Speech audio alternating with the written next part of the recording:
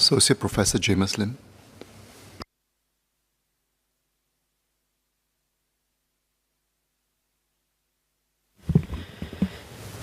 Mr. Speaker, thank you for the opportunity to speak in support of this motion of thanks.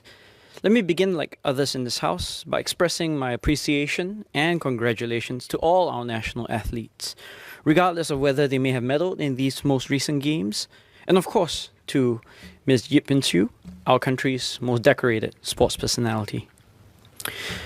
Following the unexpected losses of some of our athletes in the recent games, criticism arose in some quarters about their disappointing performances. But as any sportsman or sportswoman would tell you, I used to be one, albeit never a particularly distinguished one, even with the best preparation, one's performance is subject to a host of extrinsic influences.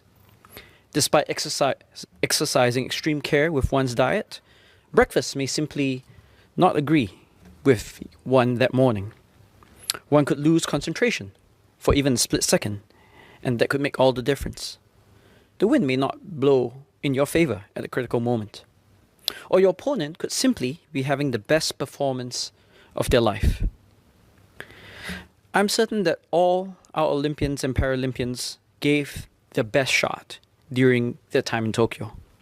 Even in instances where they may have not won, some achieved personal bests. Others set national records. Sport is as much about overcoming personal barriers as it is about beating the competition. That many of our athletes were able to rise to the occasion and establish new individual records is likewise laudable, even if medals were not involved. More generally, we need to understand as a nation that our support for our sportsmen and sportswomen should not be dependent on them having won medals or tournaments.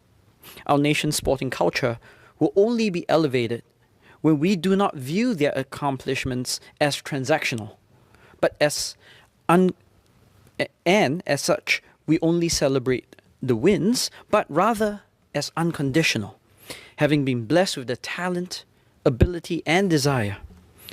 Subsequently, these individuals chose to sacrifice their time, energy, and finances toward climbing the pinnacles of their sport.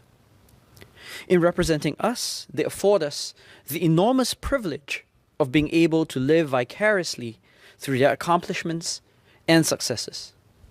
For that, the Workers' Party, as well as I'm sure everyone in this House, are thankful. Once again, congratulations.